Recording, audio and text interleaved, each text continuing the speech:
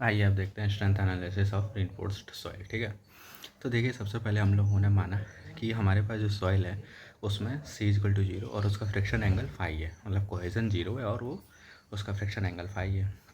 ये हमारे पास soil veg है जिसपे सिग्मा 1 U प्रिंसिपल स्ट्रेसेस हैं और सिग्मा 1 3 और सिग्मा 3 माइनर प्रिंसिपल स्ट्रेस है। ठीक है, ये अनइनफोर्स्ड है इसलिए इसमें सिग्मा 1 U कर दिया है। ये रीइंफोर्स्ड सॉइल वेज है हमारे पास, तो इसमें सिग्मा 3 कन्फाइनिंग स्ट्रेस सेम है, लेकिन यहाँ पे हमारे पास जो रीइंफोर्स्ड उसमें जो हमारा प्रिंसिपल स्ट्रेस आ रही है, मेन प्रिंसिपल स्ट्रेस आ रही है, मेजर प्रिंसिपल स्ट्रेस आ रही है, वो सिग्मा 1R और सिग्मा 1R है। ठीक, additional strength due to reinforced depend upon the vertical spacing of the reinforcement layer, मतलब reinforcement लेयर के बीच में वर्टिकल स्पेसिंग कितनी है, उसकी डेंसिटी की reinforcement कितनी है, strength and stiffness of the reinforcement क्या है, और interaction between soil and reinforcement क्या है। ये तीन चीज़ों पे आपका स्ट्रेंथ आपकी reinforcement की डिपेंड करती है, मतलब सॉइल की स्ट्रेंथ reinforcement में इन तीन चीज़ों की वजह से डिपेंड करती है कि पहले तो वो पास कितना है, उसकी डेंसिटी कितनी है। ठीक है, आपने जो रीइंफोर्समेंट प्रोवाइड किया उसकी स्ट्रेंथ कितनी है, ऐसा ना वो खुद ही टूट जाए, और जो आपने स्ट्रेंथ जो वो प्रोवाइड किया है उसकी सॉइल के साथ इंटरेक्शन कैसा है। मान लीजिए उस सॉइल में नहीं इंटरेक्शन हो पा रहा उसका, तो कोई फ़ायदा नहीं है, वो स्लिप आउट हो जाएगा या टूट जाएगा। इसमें स्लिप आउट हो जाएगा, इसमें टूट जाएगा। तो इस तरह से आप लोग अपनी ये रीइंफोर्समेंट की वजह से जो स्ट्रेंथ आती है वो ये इन तीन फैक्टर्स पे डिपेंड करती है। ठीक है,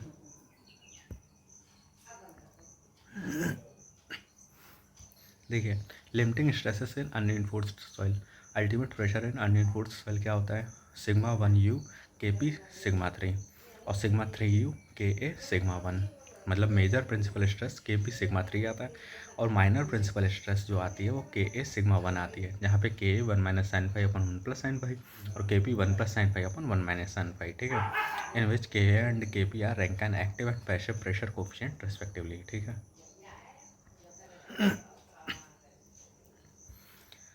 उसके बाद आता है forces developed in the reinforced layer. Reinforcement fails in two modes, rupture and pull out. Reinforcement जो होता है वो आपका दो तरीके से फेल कर सकता है, या तो रप्चर हो सकता है उसका मतलब वो टूट सकता है, या फिर पुल आउट हो सकता है। जैसे मान लीजिए आपने ये अपना रीइंफोर्समेंट प्रोवाइड कराया है, ये इसकी एम्बेडेड लेंथ L है। ठीक है, ये L लेंथ तक आपका एम्बेडेड है सॉइल में। ठीक है, तो पहला तो ये हो सकता है कि उस पर जो नॉर्मल प्रेशर सिग्मा भी आ रहा है वो इतना ज़्यादा आ जाए कि ये यहाँ से ब्रेक कर जाए, तो आपका रीइंफोर्समेंट फेल हो गया।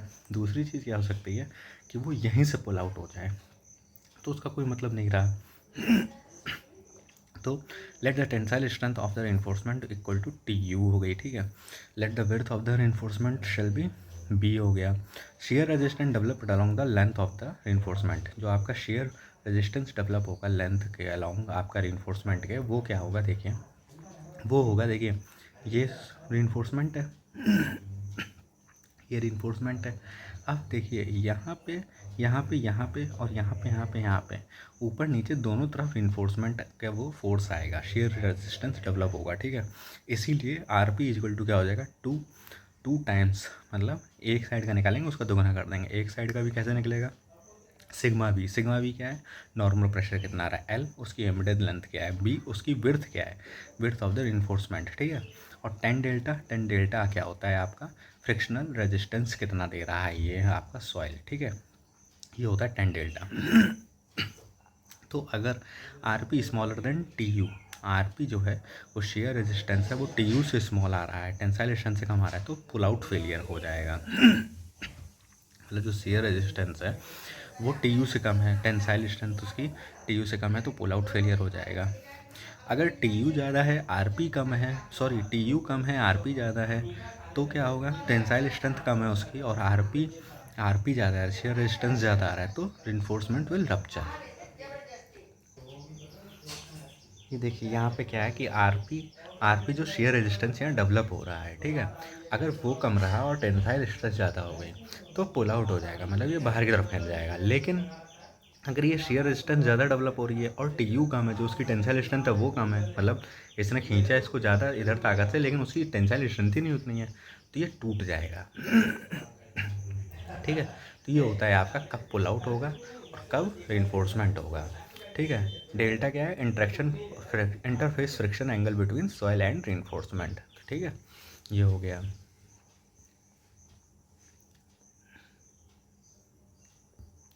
अब देखिए क्या है, equilibrium analysis of the soil wedge. हमने एक सॉइल का वेज कंसीडर किया है जिस पे सिग्मा 1 प्रिंसिपल स्ट्रेस है, सिग्मा 3 माइनर प्रिंसिपल स्ट्रेस है, ये मेजर प्रिंसिपल स्ट्रेस है, ये माइनर प्रिंसिपल स्ट्रेस है।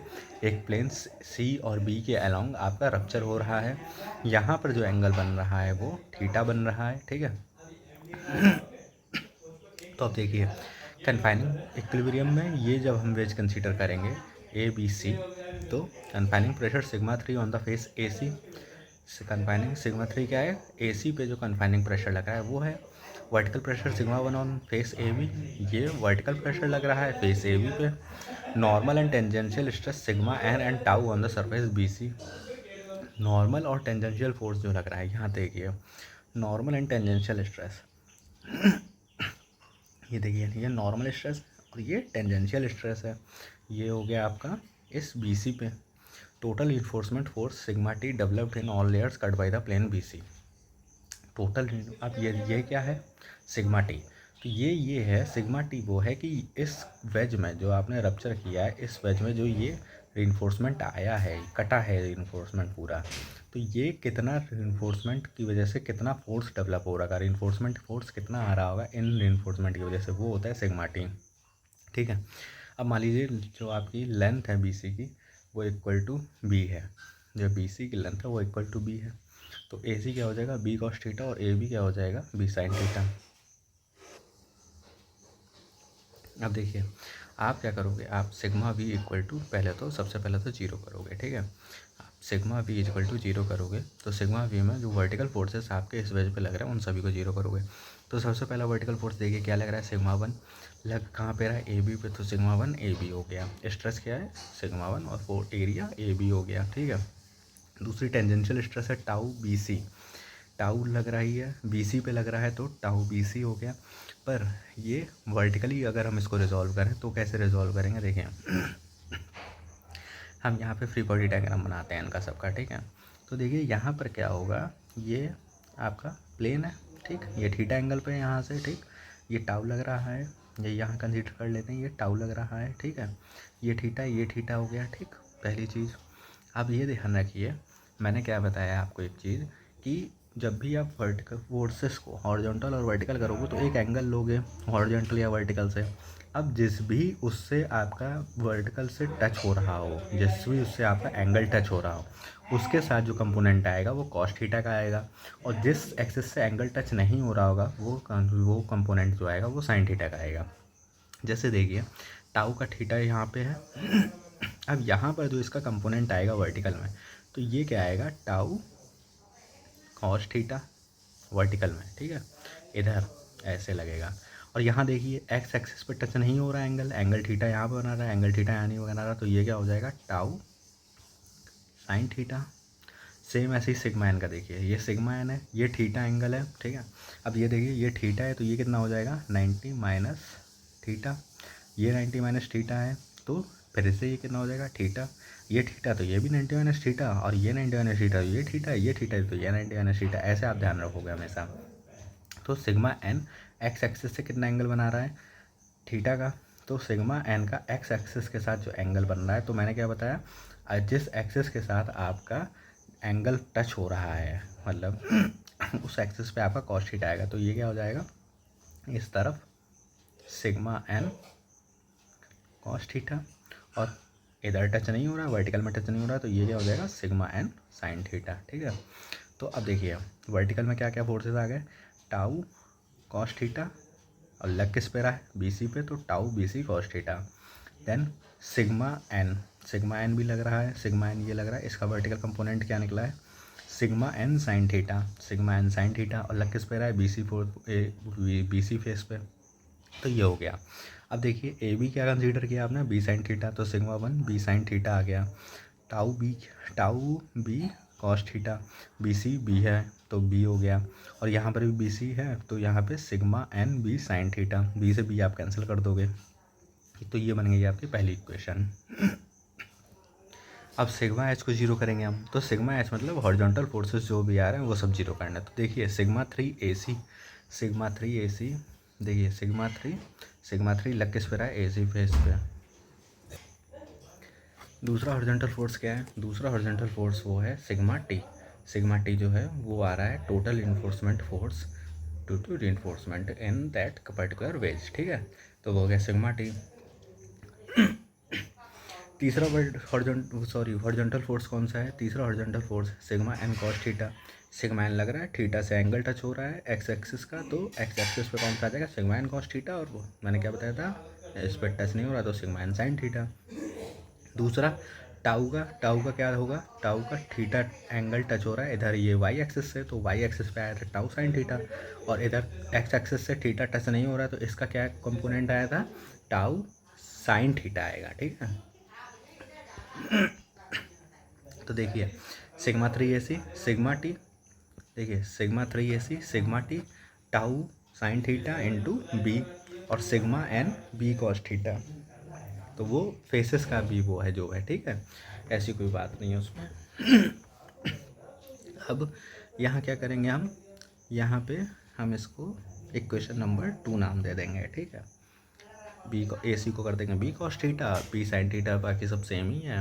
और यहाँ पे देखिए हम लोगों ने जो सॉइल कंसीडर करी है वो ड्राई ग्रैनुलर सॉइल है। ग्रैनुलर सॉइल मतलब कोहेजन इक्वल टू जीरो, तो tau is equal to C plus sigma tan phi वाला फॉर्मूला होता है, सिग्मा एन टाउ फाइव वाला फॉर्मूला होता है, सी इक्वल टू जीरो हो गया, तो टाउ इक्वल टू क्या हो गया, सिग्मा एन टेन फाइव, ठीक है। ये ध्यान रखिए, ये आ गया सिग्मा एन टेन फाइव। अब क्या करेंगे, अब जो ये tau equal to sigma N tan phi है, इसको इक्वेशन 1 और 2 में पुटअप कर देंगे। तो जब 1 में पुटअप करेंगे तो sigma sine theta sigma equal to sigma N cos theta tan phi plus sigma N sine theta बन गया। ये हो गई इक्वेशन नंबर 3। इक्वेशन नंबर 4 बनेगी जब आप दूसरी इक्वेशन में tau equal to sigma tan phi put up करेंगे और बी का डिवाइड कर देंगे पूरे में। तो ये हो जाएगा sigma three cos theta plus sigma T upon B plus sigma N sine theta tan phi equal to sigma N cos theta. ये हो गई इक्वेशन नंबर 4। तो अब देखिए तीसरी इक्वेशन को जब हम दोबारा से लिखें और सिग्मा एन को अलग ले लें तो क्या इक्वेशन बनेगी, अलग इक्वेशन ये बनेगी sigma N equal to sigma one sine theta upon cos theta tan theta इधर ले आए नीचे, तो ये हो गया sine phi upon cos phi plus sine theta, ठीक है। यहाँ पे कुछ नहीं है, बस cos theta tan phi plus sine theta को हम लोग नीचे ले गए, ठीक है। Sigma one sine theta cos theta sine five plus cos five sine theta, जो कॉस फाइव था इसका इधर मल्टीप्लाई किया एलसीएम लेकर के, और ये ऊपर चला गया फिर मल्टीप्लाई हो गया जाके, ठीक है। बेसिक फ्रैक्शन ऐड वाला नियम जो होता है, ठीक है। तो हमारे पास सिग्मा एन की पांचवी इक्वेशन क्या बनेगी, sigma one sine theta cos five upon sine theta plus five. Sine theta plus five कैसे, साइन थीटा प्लस फाइव इसलिए कि ये क्या होता है,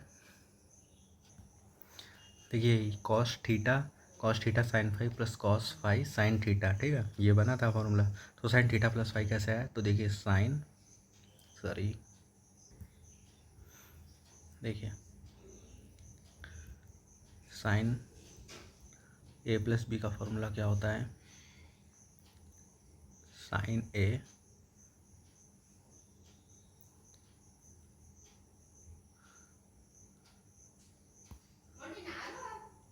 जा रहे ना आ रहे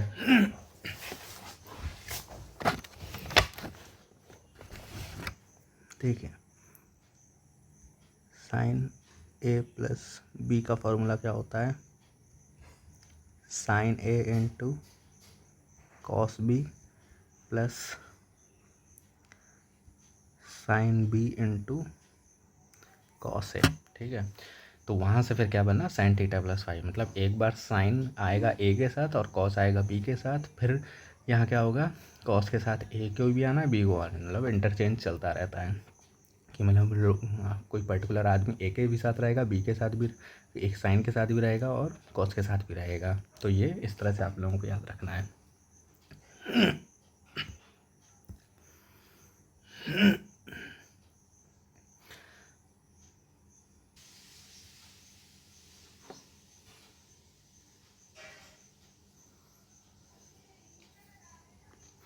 देखिए ये कैसे आया, साइन ए प्लस बी कैसे आया, साइन ए प्लस बी से देखिए ये साइन थीटा प्लस फाई कैसे आया, इसको हमने साइन थीटा प्लस फाई में कैसे कन्वर्ट कर दिया।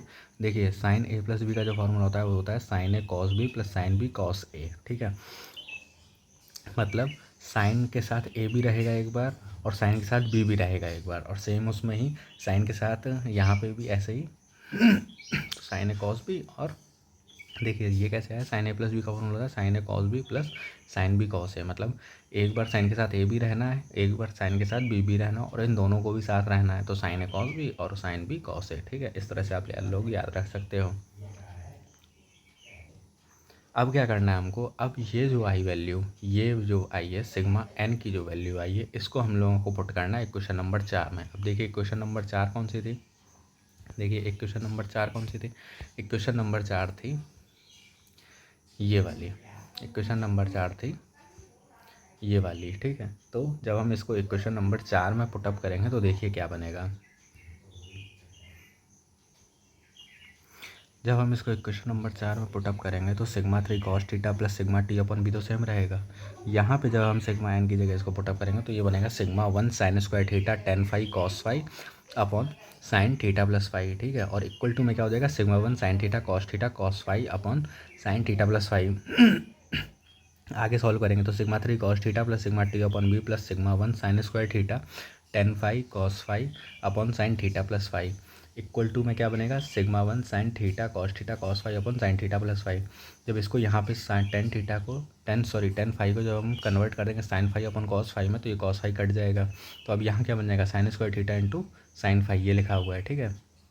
इसके बाद अब हम क्या करेंगे, सिग्मा 1 वाले टर्म्स को उधर ले जाएंगे क्योंकि ये पूरा इक्वल टू के उधर है। तो अब sigma 3 cos theta plus sigma T upon B, sigma 1 बाहर कॉमन लिया तो यहाँ क्या बना, sine theta cos phi minus sine square theta sine phi upon sine theta plus phi. अब देखिए आप यहाँ से साइन थीटा कॉमन लोगे तो यहाँ क्या बचेगा, cos theta cos phi minus sine theta sine phi. आपने यहाँ से एक साइन कॉमन लिया तो यहाँ एक ही साइन बचेगा, यहाँ भी साइन नहीं बचेगा, तो ये क्या बनेगा, cos theta cos phi minus sine theta sine phi.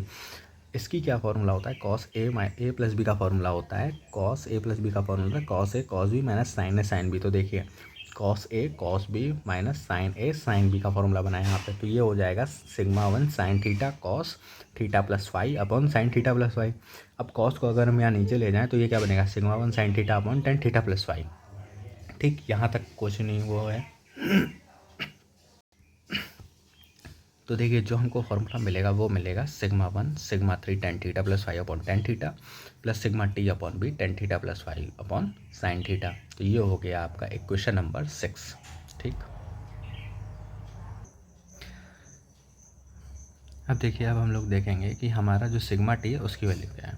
अब देखिए जो हमारे पास रेनफोर्समेंट था उनके बीच में मान लीजिए एस पी की जो स्पेसिंग थी, ठीक है, S P is the vertical spacing. तो number of reinforcement layer cut by the wedge, मतलब उस वेज में नंबर ऑफ रिइंफोर्समेंट लेयर्स कितनी कट हुई ये निकालने का क्या तरीका। देखिए ये बी कॉस थीटा था, हम लोगों ने निकाला था, ये क्या डिस्टेंस थी,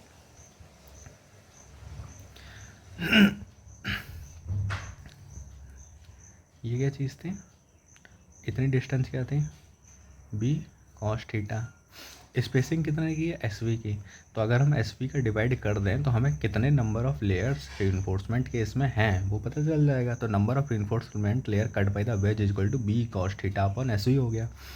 अब टी यू जो है वो tensile strength of single reinforcement layer है, जो टी यू है वो tensile strength of single reinforcement layer है, मतलब एक रिइंफोर्समेंट लेयर की जो टेंसाइल स्ट्रेंथ है वो टी यू है। ठीक, तो क्या होगा, सिग्मा टी हो जाएगा, sigma T is equal to T U into B cos theta upon S P, मतलब एक की जितनी है वो मल्टीप्लाइड बाई जितने reinforcement number of reinforcement layers उसका मल्टीप्लाई हम कर देंगे तो हमें क्या मिल जाएगा, सिग्मा टी। पर ये उस केस में होगा जिसमें हमें रप्चर की कैपेसिटी पर वो होगी, ये होती है रप्चर की कैपेसिटी, मतलब कि कितने लोड तक उसमें टूटेगा। ठीक है, अगर मान लीजिए यहाँ पे पुल आउट फेलियर हो रहा होता तो हम लोग कैसे निकालते हैं सिग्मा टी, तो हम लोग सिग्मा टी निकालने के लिए यहाँ नंबर ऑफ रिइंफोर्समेंट लेयर तो यही रहता, लेकिन जो टी यू है उसकी वैल्यू क्या हो जाती, टू तो वो कि दोनों साइड एक रिइंफोर्समेंट लेयर पे। अब हम लोग ये निकालना है मतलब कि अब यहाँ पे देखिए, अगर पुल आउट फेलियर मोड होता तो हम लोगों को यहाँ पे टी यू की वैल्यू कैलकुलेट करनी पड़ती कि मतलब कितनी उसकी नेट टेंसाइल फोर्स उस पर जनरेट हो रही है, ठीक है, एक रेनफोर्समेंट लेयर पे। तो देखिए जैसे एक रेनफोर्समेंट लेयर ये है, तो टेंसाइल रेनफोर्समेंट लेयर ये है, तो पुल आउट फेलियर मोड पे शेयर स्ट्रेस जनरेट होता है उसकी सरफेसेस पे। तो अगर एक सरफेस पे इतना जनरेट हो रहा है तो उसका डबल होगा, क्योंकि दोनों साइड पे जनरेट होता है, तो उसलिए 2 हो गया यहाँ पे। सिग्मा 1 उस पे कितना वर्टिकल लोड आ रहा है वो म्यू, उसका friction factor equal to 10 delta, B R उस रिइंफोर्समेंट लेयर की थिकनेस, और B cos theta upon S V. तो ये हो गई इक्वेशन नंबर 8। तो इस तरह से आप अपना सिग्मा टी निकाल सकते हो। अब देखिए केस 1 क्या है, रप्चर फेलियर की वजह से। तो रप्चर फेलियर के लिए हम लोग सबसे पहले 6th इक्वेशन को दोबारा लिखते हैं, sigma 3 tan theta plus 5, sigma 3 tan theta plus 5 upon tan theta plus sigma T upon B tan theta plus 5 upon sine theta equal to में कर देंगे। और यहाँ पे सिग्मा टी रप्चर फेलियर है, तो रप्चर फेलियर में जो टी यू की वैल्यू है, सिग्मा टी की जो वैल्यू आई थी वो रख देंगे। अभी हम लोगों ने थोड़ी देर पहले ऊपर निकाली है क्वेश्चन नंबर 7 में। तो यहाँ क्या हो जाएगा, sigma 3 tan theta plus 5 upon tan theta plus T U B cos theta upon B S B into tan theta plus 5 upon sine theta.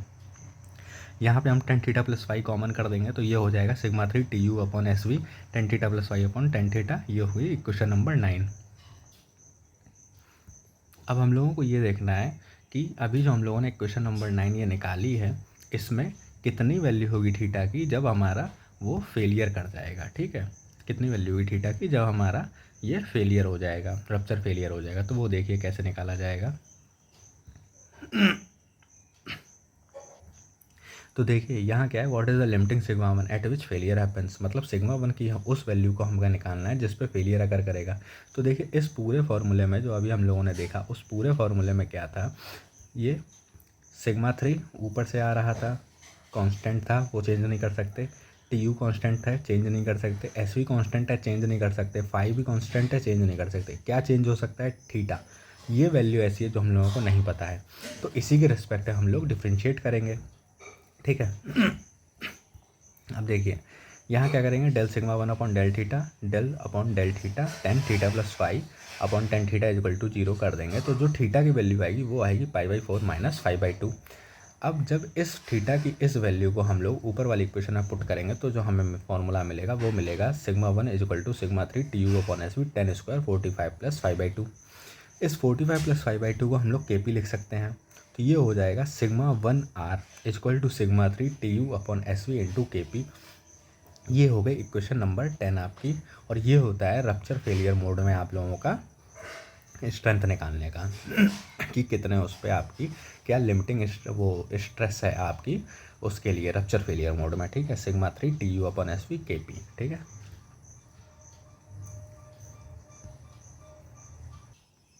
देखिए अब for unreinforced soil there is no contribution from the reinforcement, तो sigma 1 equal to sigma 3 K P हो जाता है इसमें, ठीक है। अब अभी 11th इक्वेशन क्या आई है, sigma 1 is R equal to sigma 3 K P plus 2c upon 2c root K P, ठीक है। ये 11th इक्वेशन थी। अब 12th इक्वेशन अभी आप लोगों ने रप्चर वाली जो है वो निकाली है, वो क्या थी, sigma 3 T U upon S V K P. तो अच्छा हम इन दोनों को बराबर करेंगे, 11 और 12 इक्वेशन को बराबर करेंगे, तो सी क्या आएगा, एपरेंट कोहेजन। यहाँ से हम लोग सी की वैल्यू कैलकुलेट कर सकते हैं। तो सी क्या आएगा, T U upon 2 S V into root K P. तो ये हो गई 13th इक्वेशन। तो ये इंपॉर्टेंट फार्मूला है, इस पर क्वेश्चन बनते हैं, ठीक, इस पर ध्यान दीजिएगा। अब देखिए क्या है, केस 2 क्या है, स्लाइडिंग फेलियर। तो क्या है, सिग्मा टी की जो वैल्यू है वो 8वीं इक्वेशन से हम लोग 6th इक्वेशन में पुट कर देंगे। तो क्या बनेगा, सिग्मा 3, देखिए सिग्मा 3 6th इक्वेशन क्या थी, sigma 3 tan theta plus 5 upon tan theta. अब यहाँ पे सिग्मा टी की जो वैल्यू थी, सिग्मा टी अपॉन बी की वैल्यू की जगह हम लोग यहाँ पे 8वीं इक्वेशन पे जो हम लोगों ने स्लाइडिंग फेलियर के उससे जो हम लोगों ने इक्वेशन में सिग्मा टी की वैल्यू निकाली थी, वो निकाली थी 2 sigma 1 B R upon B R mu upon theta upon S V into tan theta plus 5 upon sine theta. तो ये हो गई 14वीं इक्वेशन। तो यहाँ पे जब हम सिग्मा 1 को इधर ले लेंगे, सिग्मा 1 को इधर ले लेंगे, ये वाला टर्म इधर पूरा ले जाएंगे, सिग्मा 1 को कॉमन करके sigma 3 tan theta plus 5 upon tan theta में जब हम लोग 1 minus 2 B R mu tan theta plus 5 upon S V sine theta का डिवाइड कर देंगे, ठीक है। तो ये बनेगा सिग्मा 1। अब यहाँ क्या करना है हम लोगों को, पिछले वाले उसकी तरह कि किस सिग्मा 1 की लिमिटिंग वैल्यू क्या है, कि कितने उस पर फेलियर कर जाएगा। थीटा ही यहाँ पे भी कांस्टेंट है, तो यहाँ पे भी जब हम इसको del sigma 1 upon del theta से डिफ्रेंशिएट करेंगे और इक्वल टू 0 कर देंगे तो थीटा की वैल्यू आएगी π/4 माइनस 5/2, पिछले वाले केस की तरह ही आएगी π/4 माइनस 5/2। जब हम यहाँ पर भी अपने थीटा की वैल्यू π/4 प्लस 5/4 माइनस 5/2 को पुट करेंगे तो हमें क्या मिलेगा, हमें मिलेगा σ1r equal to σ3 kp 1 minus 2 br f star sv into K P equal to σ3 kp bar. मतलब क्या है कि एफ स्टार देखिए वही है, सेम ही चीज़ है, बस यहाँ पे उसको लिखने का तरीका बदल दिया है। एफ स्टार यहाँ पे जो म्यू है उसको उसी को इन्होंने यहाँ एफ स्टार कर दिया, तो इससे कन्फ्यूजन होने की कोई ज़रूरत नहीं, आप म्यू भी लिखिए, ठीक है, बढ़िया है। इसके बाद क्या है σ3 के पी बार को इन्होंने क्या किया, σ3 को छोड़ करके बाकी जितना भी टर्म था उसको हम लोगों ने यहाँ कर दिया है, उसको हम लोगों ने अलग से लिख दिया के पी बार। तो के पी बार ये हो गया, इसको हम लोग लिख सकते हैं 1 plus sine phi R upon 1 minus sine phi R. ये क्या होता है 10 square 45 plus phi R upon 2।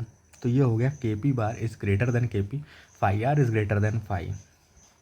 तो इसका मतलब क्या निकला, we can say that the friction angle of the reinforced sand will be more than that of unreinforced sand. मतलब जो आपका फ्रिक्शन एंगल होता है आपका अनरीइंफोर्स्ड सैंड का, ठीक है, वो फाई आर होता है, तो वो क्या होता है फाई आर डैश जो निकला वो ज़्यादा होता है, angle of will be more than that of unremoved when failure mode is by pull out और फ्रिक्शन फेलियर। जब आपका पुल आउट या फ्रिक्शन फेलियर होता है तो जो होता है जो आपका जो ये है क्या नाम है वो फ्रिक्शन रेशियो है। देखिए यहाँ पे अब इसका क्या मतलब निकला, देखिए अब यहाँ पे इसका क्या मतलब निकला, we can say that the friction angle of the reinforced sand will be more than that of unreinforced sand when failure mode is by pull out या फ्रिक्शन फेलियर। देखिए जब आपका फ्रिक्शन फेलियर हो रहा होता है, मतलब पुल आउट फेलियर हो रहा होता है, मतलब जो आपका रीइंफोर्समेंट है वो बाहर की तरफ स्लिप आउट कर रहा होता है, तो वहाँ पे क्या होता है जो आपका फ्रिक्शन एंगल होता है, जो अनरीइंफोर्स्ड सेल का फ्रिक्शन एंगल फाई आर है, ठीक, वो फ्रिक्शन एंगल है वो आपके friction angle of reinforced sand से कम होता है, ठीक है, ये हो गया सीधी सीधी बात। अब देखिए कब आपका फ्रिक्शनल फेलियर अकर करेगा, फ्रिक्शनल फेलियर आपका तब अकर करेगा जब जो फ्रिक्शनल फोर्सेस का वो जो है क्या नाम है frictional forces tensile frictional force है वो कम हो। क्या बताया था, फ्रिक्शनल फेलियर कब अकर करेगा। अब देखिए फ्रिक्शनल फेलियर कब अकर करेगा, जब जो आपका फ्रिक्शनल फेलियर की वजह से जो फोर्स आ रहा है वो कम हो आपका फ्रिक्शनल फेलियर रप्चर फेलियर वाले को उससे, ठीक है, रप्चर फेलियर वाले को उससे फोर्स से टेंसाइल फोर्स है, ठीक है। तो फ्रिक्शनल फेलियर की वजह से फोर्स क्या आ रहा था, देखिए फ्रिक्शनल फेलियर की वजह से जो फोर्स आ रहा था वो आ रहा था, ये रहा फ्रिक्शनल फेलियर की, यहाँ पे भी देख सकते हैं रप्चर फेलियर का ये था, रप्चर फेलियर का ये था σ1 equal to σ3 TU σ3 TU SB tan theta plus 5 upon tan theta. और फ्रिक्शनल फेलियर की वजह से जो था वो क्या था, वो था आपका बता रहा हूँ मैं, एक सेकंड बस, ये रहा वो ये था σ1 equal to σ3 tan theta plus 5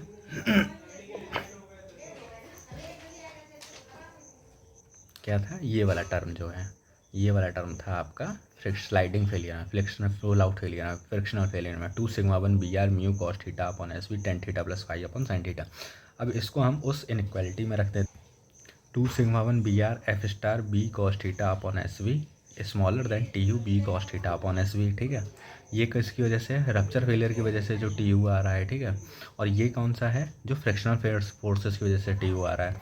अब ये B cos theta S B cut गया, तो यहाँ क्या बना 2 1 BR F star smaller than TU। σ1 की वैल्यू क्या है, σ1 की वैल्यू अभी आप लोगों ने निकाली है, देखिए σ1 की वैल्यू रप्चर फेलियर में क्या निकाली आपने, σ3 KP upon 1 minus 2 BR F star KP upon SV। तो ये वैल्यू आप लोग यहाँ पे पुट कर दोगे ये वैल्यू आपने σ1 के उसमें यहाँ पे पुट कर दी, TU आ गया।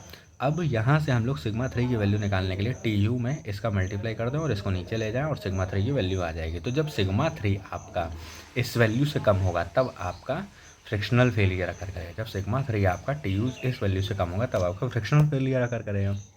तो at low confining pressure pull out failure occur, मतलब σ3 जब आपका कम है सीधी सीधी बात लिखी यहाँ पे। सिग्मा 3 कन्फाइनिंग फोर्स था, तो जब लो कन्फाइनिंग प्रेशर होगा तो पुल आउट फेलियर करेगा। एट हाई कन्फाइनिंग प्रेशर जब आपका सिग्मा 3 इधर इधर से बराबर बहुत हाई स्ट्रेंथ पे लग रहा है तो वो रप्चर फेलियर अकर करेगा, मतलब वो निकल नहीं पाएगा, इन्फोर्समेंट निकल नहीं पाएगा और टूट जाएगा, मतलब बहुत मजबूती से पकड़ रखा है, आप खींच रहे हैं उसको तो वो टूटेगा ही, सीधी सीधी बात है। लेकिन मान लीजिए कन्फाइनिंग प्रेशर लो है, ये वाला कन्फाइनिंग प्रेशर जो है वो लो है, तो ये आराम से बाहर की तरफ खिंच जाएगा, तो ये होता है पुल आउट फेलियर के जैसे, ठीक है। अब न्यूमेरिकल देख लेते हैं। Case 1 rupture reinforcement, low strength reinforcement at high confining pressure. अभी थोड़ी देर पहले बताया रप्चर कब होता है, जब कन्फाइनिंग प्रेशर कम हो और रिइंफोर्समेंट की कन्फाइनिंग प्रेशर ज़्यादा हो और इन्फोर्समेंट की स्ट्रेंथ कम हो, ठीक है। तो sigma 1 R sigma 3 T U upon S V K P, थोड़ी देर पहले अब ये निकाला, कैसे निकाला ये बताया है, ठीक है। सी की वैल्यू क्या आई, सी की वैल्यू आई थी T U upon 2 S V root K P. ये क्या था, ये देखिए ये था एपरेंट कोहेजन, देखिए ये था एपरेंट कोहेजन, तो इसकी क्या वैल्यू आई थी T U upon 2 S V root K P, और इसकी वैल्यू क्या आई थी sigma 1 R sigma 3 T U upon S V K P, ठीक है। अब T U equal to 30 kilometre मान लीजिए हमको मिला हुआ है, एस वी 0.5 मीटर मिला हुआ है, ठीक है। फाइव की वैल्यू 30 डिग्री दी हुई है, तो के पी की वैल्यू क्या होती है सबसे पहले 1 प्लस साइन 5 अपन 1 माइनस साइन 5, तो साइन 1 प्लस साइन 30 अपन 1 माइनस साइन 30, इसे 3 आ गया ये। सी बार की वैल्यू हम लोगों को निकालनी है, तो सी बार की value T U upon 2 S V root K P, तो यहाँ पे टी यू की वैल्यू हम रख देंगे, एस वी की वैल्यू रख देंगे और के पी की वैल्यू अभी हमने निकाली, तो ये आएगा सी बार आ गया, ठीक है, पहली चीज़। अब यहाँ पे क्या क्या रह गया है हमारे पास, सिग्मा अपन आर, तो देखिए अब यहाँ पे सी का क्या मतलब है, C is directly proportional to the, C क्या है, C is directly proportional to T U. देखिए C directly proportional to T U, मतलब टी यू बढ़ेगा अगर आपका स्ट्रेंथ बढ़ेगा, उसका क्या नाम है रिइंफोर्समेंट का स्ट्रेंथ बढ़ेगा तो सी का करंट कोहेजन बढ़ेगा। Inversely proportional to S V, मतलब इन्वर्सली प्रोपोर्शनल टू मतलब जितना आप इन्फोर्समेंट के बीच में डिस्टेंस गैपिंग बढ़ाओगे उतनी ही उसकी अपरेंट कोहेजन कम होती जाएगी, सीधी सीधी बात है, ठीक है। और proportional to the friction angle, proportional to the friction angle मतलब फ्रिक्शन एंगल का प्रोपोर्शनल कैसे, के पी में फाई आ रहा है तो जितना आपका फाई बढ़ेगा उतना ही इसका अपरेंट कोहेजन बढ़ेगा। ऐसे भी सोच सकते हैं फ्रिक्शन एंगल मतलब फ्रिक्शन फोर्स जितना बढ़ेगा उतना ही आपका अपरेंट कोहेजन बढ़ता है, सीधी सीधी बात होती है, ठीक है। देखिए C is directly proportional to T U S V, sorry C is directly proportional to T U मतलब आपका जो रीइंफोर्समेंट का स्ट्रेंथ है वो है, वो कितना जितना होगा उतना ही अपरेंट कोहेजन ज़्यादा होगा। एस वी स्पेसिंग जितनी ज़्यादा होगी सी उतना कम होगा, मतलब इन्वर्सली प्रोपोर्शनल है इसके। और फ्रिक्शन एंगल मतलब के पी की वैल्यू जितनी हाई होगी उतनी ही ज़्यादा आपकी वो होगी, क्या नाम है उसका, अरे friction angle C apparent cohesion की वैल्यू ज़्यादा होगी, ठीक है। अब केस 2 देख लेते हैं। At low confining pressure for the very strong reinforcement we have pull out failure. देखिए पुल आउट फेलियर कब होता है कि कन्फाइनिंग प्रेशर या तो कम हो या फिर जो इन्फोर्समेंट है वो बहुत स्ट्रॉन्ग है तो वो बाहर खिंचा चला आएगा, ठीक है। अब सिग्मा 1 आर क्या आया था, K P upon 1 minus 2 B R, sigma 1 R क्या आया था, K P upon 1 minus 2 B R mu upon S V K P sigma 3, ठीक है। अब के पी बार की वैल्यू यहाँ पे क्या हो गई, ये होता है के P bar, K P upon 1 minus 2 B R mu upon S V K P, ये इसको हम लोग क्या लिख सकते हैं 1 plus sine phi R upon 1 minus sine phi R which is equal to the 10 square 45 plus phi R by 2। ये अभी हम लोगों ने थोड़ी देर पहले डिस्कस किया था, ठीक है। अब के पी इक्वल टू 3, फाइव की वैल्यू हमें 30 दी गई है तो के पी इक्वल टू कितना आ गया 30 डिग्री, के पी इक्वल टू 3 आ गया। एस वी की वैल्यू कितनी 0.5, बी आर हमें जो इन्फोर्समेंट की थिकनेस थी वो हमें 50 mm या फिर 0.05 मीटर दे दी है, ठीक है। अब म्यू की वैल्यू हम लोग मान ले रहे हैं 0.60, तो के पी की वैल्यू कितनी आ जाएगी, के पी की वैल्यू रख देंगे, के पी बार की वैल्यू कितनी देगी 3, 1 माइनस 2 0.05 0.6.5 इंटू 3 4.69, तो फाई आर की वैल्यू कितनी आ जाएगी, फाई आर की वैल्यू आ जाएगी 40.4 डिग्री, ठीक है। फिर अगर हम म्यू 0.70 रख दें तो फाई आर की वैल्यू सेम उसमें आएगी आपकी 42.5, ठीक है। कैसे कर रहे हैं हम लोग, ये क्या कर रहे हैं कि जैसे 4.69 निकला, ठीक है, 4.69 ये यहाँ पर निकला आपका, सॉरी देखिए 4.69 आपका यहाँ पर निकला, 4.69 जब यहाँ पर निकल रहा है आपका तो आप क्या कर रहे हो, इसको इसके बराबर कर दो 10 square 45 plus phi R by 2, यहाँ कर दोगे रूट कर दोगे सबसे पहले इसका, तो क्या बनेगा 10 45 प्लस 5/2। 10 इन्वर्स कर दोगे तो क्या बनेगा 45 प्लस 5r/2। उस इन्वर्स में से जो एंगल निकला उसमें से 45 माइनस कर दोगे तो क्या बनेगा 5r/2। उसमें 2 का मल्टीप्लाई कर दोगे तो आपको 5r की वैल्यू मिल जाएगी। सीधी सीधी बात है। अब देखिए क्रिटिकल कन्फाइनिंग प्रेशर क्या होता है। तो थोड़ी देर पहले अभी डिस्कस किया था कि क्रिटिकल कन्फाइनिंग प्रेशर, जो कन्फाइनिंग प्रेशर है वो इस वैल्यू से कम होगा तो आपका वो क्रिटिकल कन्फाइनिंग प्रेशर होता है। इस वैल्यू से कम नहीं होना चाहिए अगर आपका पुल आउट फेलियर रोकना है आपको। तो अभी थोड़ी देर पहले डिस्कस किया था, मैं दिखाता हूँ आपको। देखिए कहाँ गया, ये रहा। देखिए sigma 3 is smaller than TU1 minus 2BR mu upon sigma we, sorry SB KP upon 2BR mu KP। ठीक है, तो ये होता है आपका क्रिटिकल कन्फाइनिंग प्रेशर।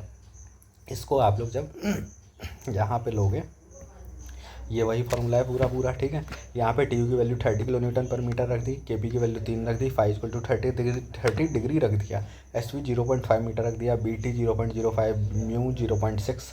तो आपका क्या निकलेगा, यहाँ पे आपका ये सिग्मा 3C आ जाएगा, 106.7 KP है। अब देखिए यहाँ सीधी सीधी बात है सिग्मा, अब देखिए यहाँ सीधी सीधी बात है sigma 3C is directly proportional to the TU। मतलब जितनी ज़्यादा TU की वैल्यू होगी वही आपका उतना ही ज़्यादा आपका सिग्मा 3C होगा। तो देखिए सिग्मा 3C अगर TU इंक्रीज़ कर रहा है तो सिग्मा 3C इंक्रीज़ कर रहा है।